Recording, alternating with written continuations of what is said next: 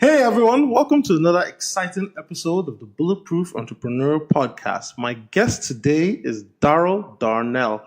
Darrell is the founder of Propodcasting Solutions. He started podcasting in 2008, and after 5 years or so in 2013, he realized that he needed to leave his corporate job to do something that he loved. And so he took the plunge and became an entrepreneur and created Propodcasting Solutions.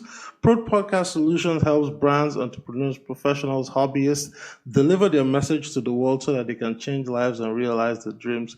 In order to do the awesome work he does with his clients, he has a team of professional podcast producers, voiceover experts, editors, custom work artists, show notes writers, and just a lot of awesome people who work with him to create the magic for podcasters like myself. So I'm pleased to have Darrell on the show today to tell us a little bit more about himself, his entrepreneurial journey, his background, and of course, all about Propodcasting Solutions. So with that said, Darrell, welcome to the show. Thank you, Chi. It's a pleasure to be here. Awesome. So Darrell, tell us a little bit about yourself. How did you get started in this podcasting journey? Yeah, I got started in podcasting. As you mentioned, I started my first podcast in 2008. I discovered podcasting back in 2006. So in 2004, there was a TV show called Lost that premiered on ABC. And my wife and I weren't really that big of TV watchers. I mean, we had the TV on most evenings like most people do, but we didn't have our favorite TV show or anything like that until we saw the commercials for Lost, and we were like, that looks really good. Let's watch that. And so we did. We tuned into the pilot and we fell in love with the show. I started going online to forums and chat rooms and things like that, trying to find anyone and everyone I could to talk about this show. And sometime in season 2 or so it might have been 2005, somebody in one of those forums mentioned podcasts. And I thought, oh, okay. They said there was some podcast about the TV show. So I checked those out, and I found several that I liked. The Transmission with Ryan and Jen Ozawa, and Jay and Jack had a podcast. Eventually, the executive producers of the show started their own podcast called the Official Lost Podcast. But the one I loved the most was by a guy named Cliff Ravenscraft and his wife, Stephanie. And I started listening to their show every week, and they would do these live podcasts after the episode had aired on TV, and they had a live community, and I would send in my thoughts on the show, and they would play it. And that really just got me in love with podcasting and the community that forms around podcasting. And that TV show introduced me to a guy named J.J. Abrams. And so now everyone knows who J.J. is. But at the time, unless you were a fan of Alias or maybe Felicity, you didn't know who he was. Yeah. So when J.J. started his next project after Lost, it was a show called Fringe. And a friend of mine at work suggested we start a podcast about Fringe, and I thought it was a great idea. And so we did. There were 3 of us there at work. We all started this podcast called The Fringe Podcast. That was in 2008. And that's where my podcasting journey began. Well, in that time, you were working in a corporate job, and you worked in that corporate job for 18 years up until 2013 when you left. So when you started that podcast, tell us the transition of, how you felt building that first podcast, and then why 5 years later you decided you needed to leave your corporate job to go into podcasting full time.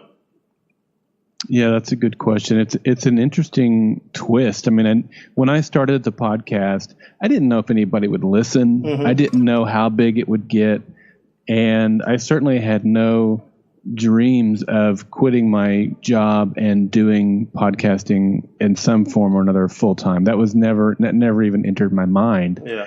We had a great audience. The podcast really took off. Now, we never hit levels that Lost podcasts hit because Fringe was never that popular. Yes. But we were the most popular Fringe podcast, and we got to talk to a lot of the actors and the producers and people who were associated with the show, and so that gained us a lot of clout. Really? But It took an unexpected twist along the way, and we got to talk with guys like Leonard Nimoy and J.J. Abrams and some of the other folks, and it was really cool to be able to do that.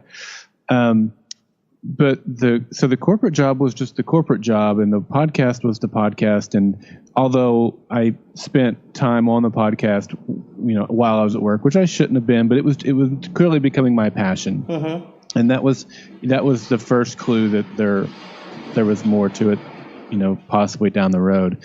But at the same time, I started with that company when I was 18 years old, fresh out of high school, as a part-time cashier. Wow. And by the time we started podcasting in 2008, I had risen up the ladder to the point where I was the director of e-commerce, the entire e-commerce division.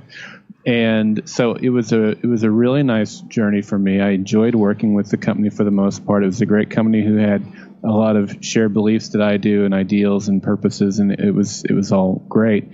But then some things changed with some of the personnel that were going on. There was some I don't want to speak poorly, but there was one person in particular who was saying some things that were untrue about me and my department. And I just couldn't, for whatever reason, I couldn't get the CEO to see the truth, even though I felt like I presented evidence that disproved his lies. Something changed. And to this day, I don't know quite what happened, what was said behind closed doors, perhaps, I don't know. But it was clear that something changed, and this relationship that I'd had with the CEO was different. And around the same time, a few months later, the president of the company left, and he was my direct boss. And he and I kind of had a lockstep vision for the e-commerce division. And when he left, again, it was a big shift in just everything. The future of e-commerce and the way that our company felt about it and the ideas that we had were not shared. I had a different vision and plan than the rest of the company. So it became clear at that point that my future with the company was short. I wasn't going to be there.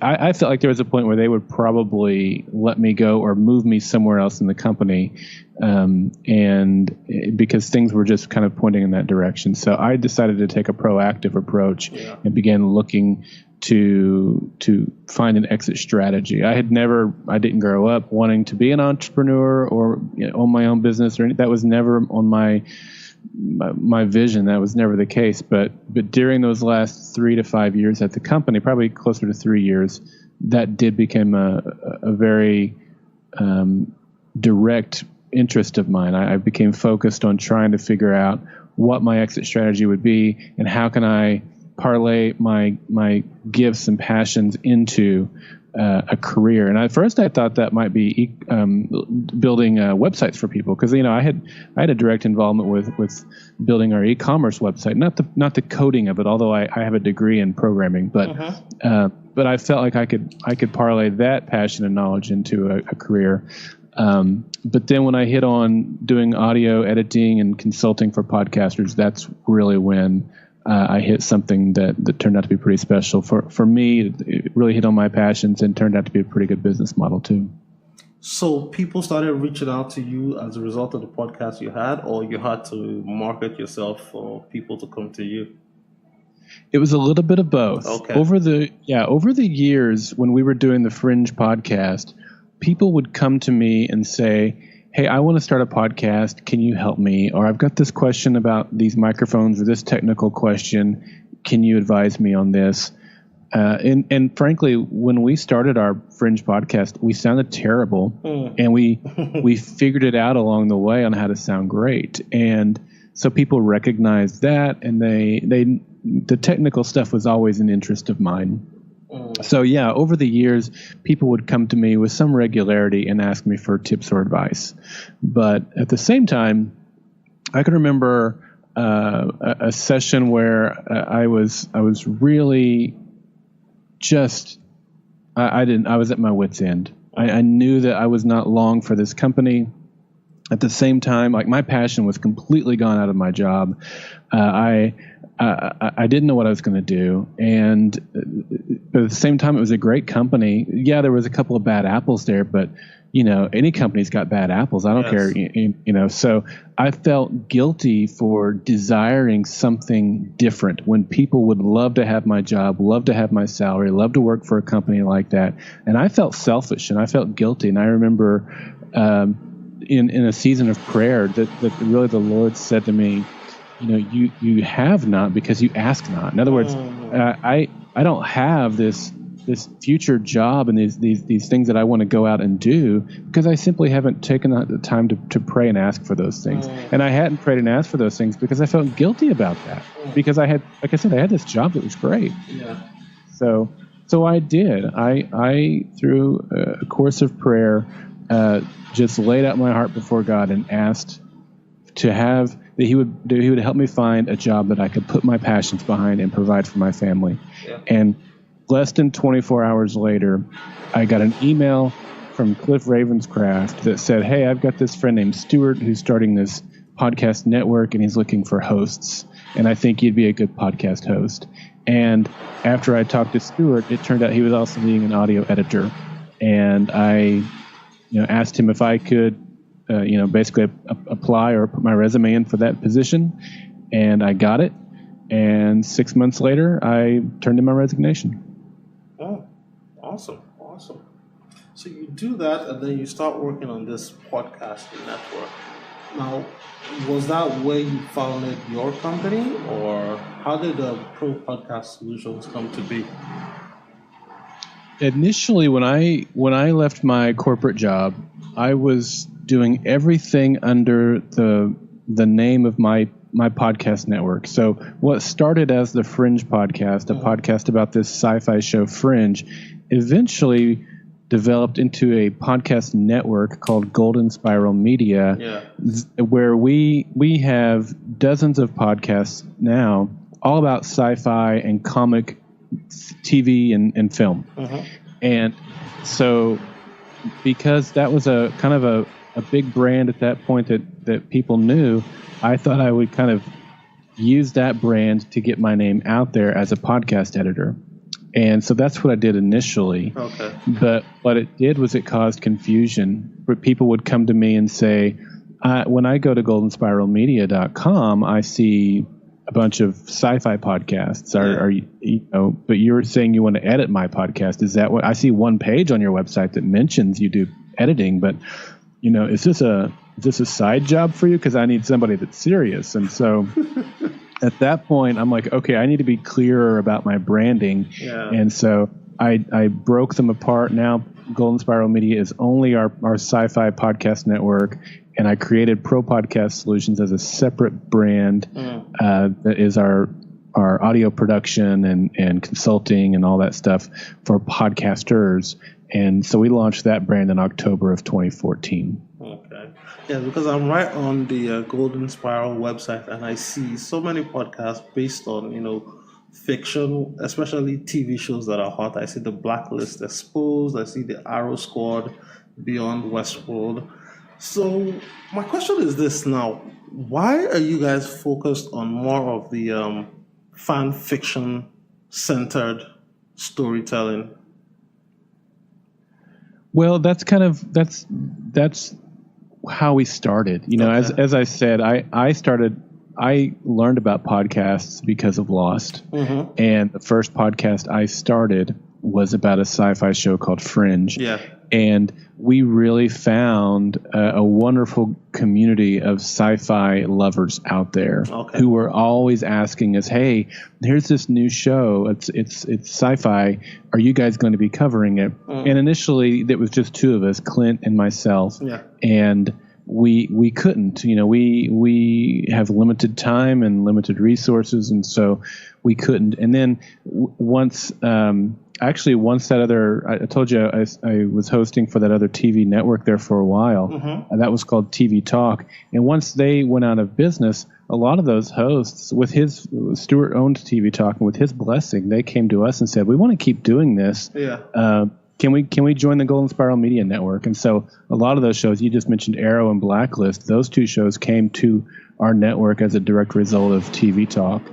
But But yeah, that's how that all came to be. It's just because we have such a loyal, loving, passionate fan base of sci-fi geeks out there that I'm a sci-fi geek myself. So yeah, it was just a natural extension of what started with the Fringe podcast, and then where can we take it from there? Okay, because I just scrolled down now and I see the Person of Interest podcast, and that is probably my all-time favorite show. So I know I used to listen to that podcast quite a bit, and I didn't know you guys were the producers of that. But I love the Person of Interest, and I always wanted to figure out what's going to happen next. Listen to people talk about it, talk with my friends about it, and it's just when it comes to sci-fi and fiction, people are very much bonded to the experience of the story, especially in terms of some hot TV shows. Like I said, Person of Interest is my best one.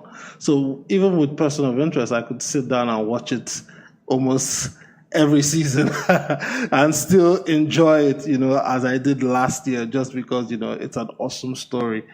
And I think that's what you're saying the fans of your shows find also, because they get the community and they also get the enjoyment. And it's I call it evergreen or long lasting, because these things are not something that dies away. You actually come back and you say, hey, you know what, could there be a spin-off of this? Could we go into this tangent? There are so many discussions that could arise from each show's topic.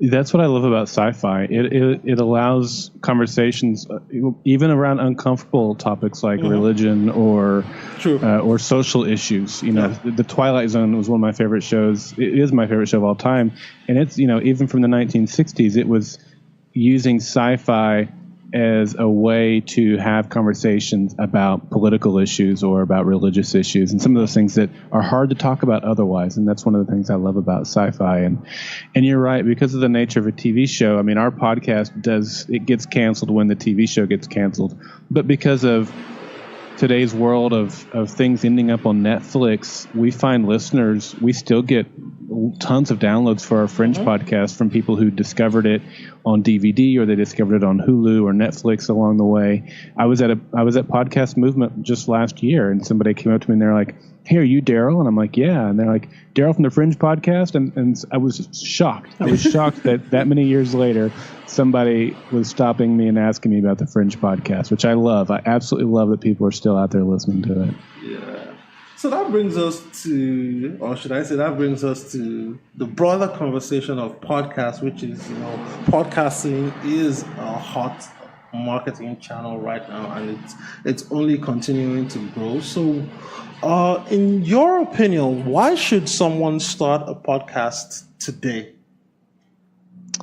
Yeah, it's a good question. A lot of people are looking at podcasts and have been for some time. You mentioned back when I started, podcasting wasn't as big as it is now, and I certainly didn't know at that time that it would turn into something as big as it is. But it's still never been a better time to start a podcast. I mean, yeah, it's bigger than it's ever been. The podcasting world is bigger than it's ever been, and some people may say, well, I can't start a podcast because there's already this podcast that's talking about, I mentioned at the beginning, there were 4 lost podcasts that I enjoyed. And just because there's another podcast out there on the same topic is no reason for you not to start your own, because people are passionate about those topics, and your point of view and perspective and life experience is unique to you and gives you a unique vantage point to share your message and impact people's lives. People will relate to you in a different way than they do someone else, because you're different and they're different. And so those connections that we share with people are all unique. So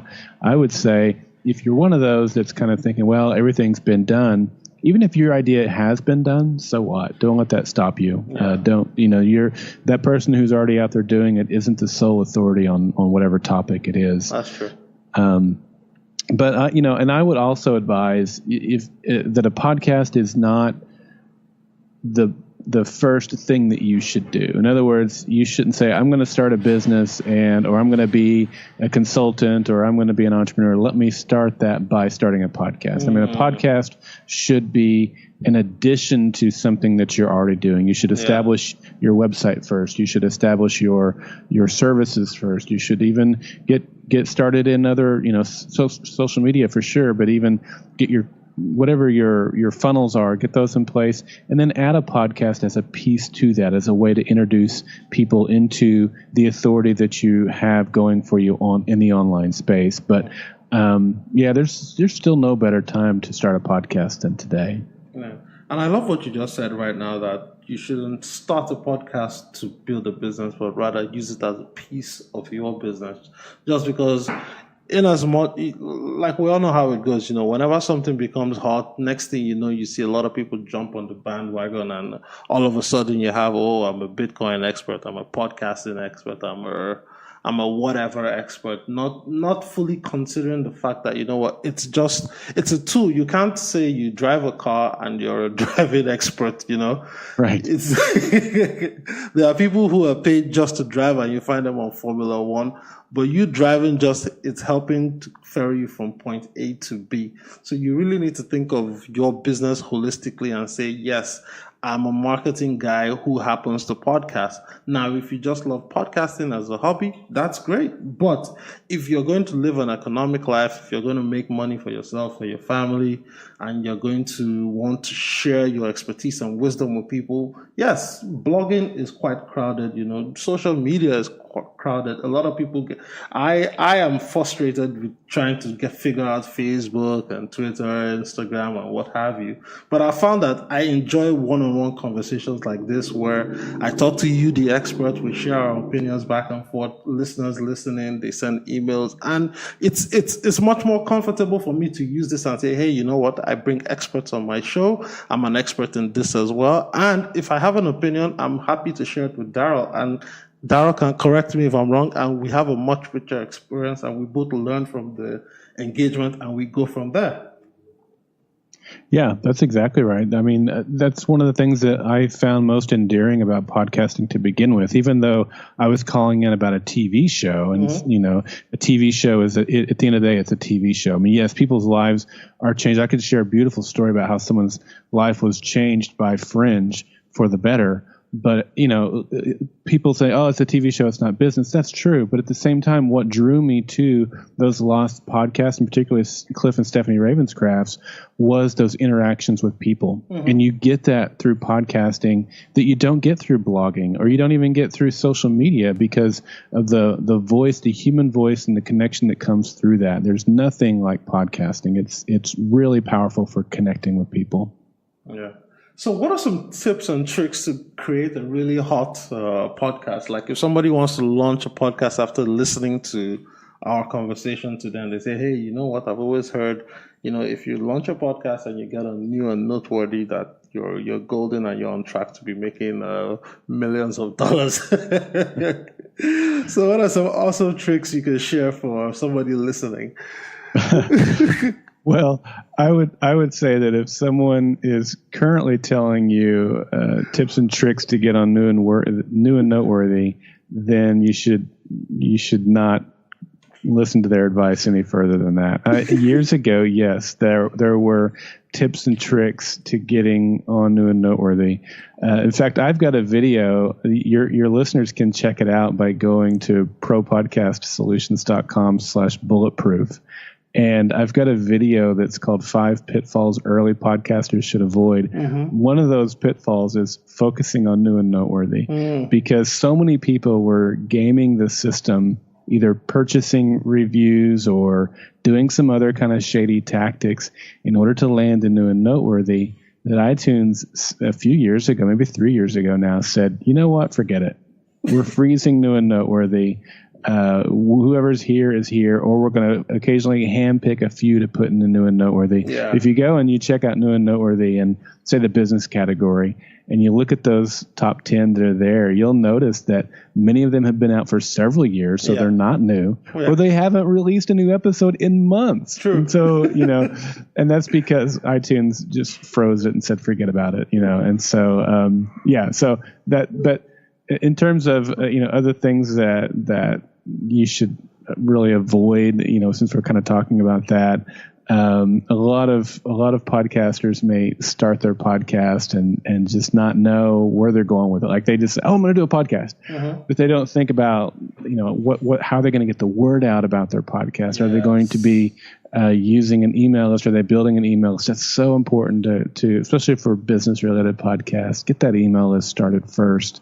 What are your calls to action going to be? Are you just going to be talking to the audience, or are you going to be trying to give them information that they'll want to take action on, and what will that information be? And then, how are you going to be prepared to do it weeks in advance, or are you going to be doing it last minute? Life happens if you do it last minute. So how are you going to prepare so that you're working weeks ahead? And a lot of things like that. So a lot of thought should go into a podcast. It's not hard, but it can be complicated if it's not your strengths. And so just taking the time to really think about your plan before you hit that. Too many podcasters want to go ready, fire, aim, and that's always a mistake. And another thing I've noticed in podcasting is that it really is difficult up until you get to your first 30 episodes or so.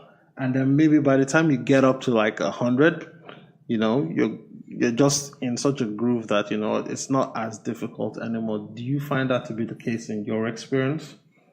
Definitely. Yeah. Those numbers you mentioned, 30 and 100, those are huge milestones. We had a client just hit 100 a month or so ago, and that was a huge milestone for them. But it's also initially, like, some podcasters, they don't realize the amount of work and detail that go into it, particularly for a brand new podcaster. It's like anything else. It's like riding a bike. Once you get it and get those patterns down, and it can become just kind of memory reflect, just muscle memory, that type of thing. So we see a lot of podcasters, if they don't get that 7 episode mark or the 10 episode mark, those are big milestones for new podcasters, because that it can be difficult to even get to those points, just because it's hard to realize how much work goes into it until you do it. And then some people get into it and they're like, oh my gosh, this is more than what I thought. I'm not going to do this. And so they don't even make it past 7 or 10 episodes. But yeah, definitely once you get to 30, you're into a really nice groove. If you get to 100 episodes, that's really an accomplishment. That's quite an accomplishment. Yeah. And of course, being that you guys specialize in production, and I see here on your website on Propodcast Solutions that you work with, let me make sure I'm saying this properly, Amy Porterfield, Online Marketing Made Easy. Right? That's right. Yeah, she's one of our clients we've been working with for a few years now, and she's been great to work with, and one of probably, if not our biggest referral, she's one of our biggest referrals. She seems to be really happy with what we're doing. Yeah. So producing a show like Amy's, I listen to it every now and then. I mean, the quality is crisp. You can hear her voice clearly. I think the most recent one I listened to was the one she did with her husband for the first time, and it's just a solid, episode. Could you tell us a little bit more about what goes into producing a quality podcast, and why you think people should look to produce their podcast professionally, as opposed to going on Fiverr to go find somebody for $5 somewhere around the world to do their production? Yeah, and I'll just say, I don't want to take too much credit from Amy. What Amy has established and the quality of her brand has nothing to do with us. Yeah. I don't take a single bit of credit for that. Even her audio quality, she fairly recently, in the last year and a half, set up a new studio. We didn't even have anything to do with that, even though we were working with her at that time. She's got another team that she works with for that, and so I don't want to take credit from her team over there. Yeah. What we do is we get those raw audio files from her. We do all the post production and then send those back to her. However, having said that, we do advise clients all the time on making equipment and other technical purchases and getting things set up. We do that all the time. It was just with her, she already had those things figured out when she came to us. But yeah, that stuff is really important. For me, and I'm an audio snob. I really feel like folks should at least take the time to get the right equipment to sound as good as they can. And when I started podcasting 10 years ago, that was completely different than what it is now. I mean, now you can go get an ATR 2100 microphone that Audio Technica makes. It's like $80, and then you need a mic stand to go with it. You can get one of those for like $15, and it plugs right into your computer, and you sound crisp for under $100. And when I started, those things didn't exist. You had to get mixers and microphones and cables and all those sorts of things, and it was hundreds of dollars. Now a lot of people still do those. They do spend hundreds of dollars, and that's fine. It certainly has its place. I mean, the microphone I'm using today is a $300 microphone. So you can still spend the money, and a lot of times it's still worth it. But you don't have to spend a lot of money to sound really, really good. And I think that if you're going to put yourself out there as an authority and try to share a message where people can hear it and take action on it clearly, then I think equipment's a great place to start. But still, the content is the main thing. If you sound good, but you're not providing any type of deliverable content or worthwhile content, then why bother? So those two are the two biggest things: content and audio quality, and they're almost hand in glove, but content still is the bigger thing.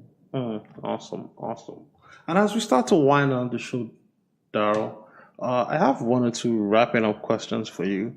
So looking on your career overall, do you think there's anything you could have done differently if you could go back in time to change something? Oh, sure. I mean, regarding what we're talking about today with my podcast production company, there was, if I had come out of the gate with the brand Propodcast Solutions, it would have been better. To have been clear on my branding was one of the biggest mistakes I made. I made that decision after consulting with a lot of people. I consulted with a lot of people. Should I separate this brand or keep it under Golden Spiral Media? I even sat down with a marketing executive from one of the biggest companies here in Oklahoma City where I live, and she advised me to keep it as Golden Spiral Media, but it was about 50-50. And so I stayed with Golden Spiral Media, and there was a point where we didn't land any new clients for a 6-month stretch. Wow. And it was painful. We were living out of our savings account, and we were down literally to less than a month of money in the bank. We didn't know where we were going to pay the bills the next month. We had income coming in, but it wasn't enough to cover our bills each month, and so we kept drawing out of our savings account. And we made that switch to Propodcast Solutions, and within 30 days I had landed 2 new clients after having gone 6 months with no new clients under the Golden Spiral Media brand. And branding is not just your colors and your logo. Yeah. I mean, we're talking about your messaging, the copy on your website. Those are your brand, and so those are so important. And I wish I had gotten that right sooner. I would have saved myself a whole lot of money and a whole lot of grief and heartache if I had been more purposeful in my branding from the very beginning. Awesome. And of course, having talked to you earlier during the course of this recording, I've learned that you're a man of faith. You believe in the power of prayer, like I do too. So this goes towards some of the challenges you face. So how has your faith played a role in helping you overcome some of the challenges you faced in life and in business? Sure. Well, I mentioned two of those during the course of our discussion today. And that is that one I just mentioned where we were living out of our savings account. Yeah. That season of going through 6 months with no new clients, just praying and trusting in God. I mean, it's no coincidence to me that when we were at the end of our rope, didn't know when or how, or rather how we were going to pay bills for the next month, He gave us new clients. Yeah. That's not a coincidence. That was an exercise in faith. And what that told me was it was a clear message from God saying, I've got this. Yeah. Your bank account is not what matters. I'm what matters. And as long as you trust in me, I got this. Oh. And the other moment was what I shared earlier when I finally prayed, broke down and prayed, when God said, you have not because you ask not. And when I finally broke down and prayed about that, 24 hours later was an answer to that prayer. And God certainly does not answer prayer in 24 hours like that all the time. Yes. In fact, I would say that is an exception. That's a rarity. But it was another moment in my life. When I look back in my life, there are a few moments, and those are two of them, where I feel like God clearly was speaking to me and teaching me powerful life lessons. And again, just proving to me that He's got this. As long as I trust in Him and try not to go out there and do things on my own, if I will seek Him and seek His wisdom, then He's going to honor that. He's got this. And so those are really two big moments in my life where God proved Himself and His faithfulness. Awesome. And with that said, Darrell, we've reached the end of the show. It's really been a pleasure and a blast talking to you for the past half hour or so. But before I let you go, tell us a little bit more about where people can find you, reach out to you, learn more about what you're doing, or just even contact you and say, hey, Darrell, I love what you were talking about on the show, and I want to ask you a couple questions. Yeah, you bet. Well, if you're a sci-fi nerd looking for sci-fi and comic podcasts, then goldenspiralmedia.com will get you hooked up. If you are interested in learning more about podcasts, or if you have an existing podcast and looking for some help with that, either improving your audio quality or even getting help with the editing, writing show notes, or anything like that, we'd love to help you. Propodcastsolutions.com. And like I said earlier, we've got some great videos and stuff just for your listeners over at propodcastsolutions.com/bulletproof. And so go check that out. There's some free stuff there. We're not going to ask for an email address or anything like that. So go check that out. Awesome. And I'll put a link to all that in the show notes when this episode is ready to go live. So Darrell, thanks a lot for coming to share your story and your words of wisdom. I really appreciate you taking the time to come here and just teach us a little bit more about how to be better podcasters. It's been my pleasure. Thank you so much for having me.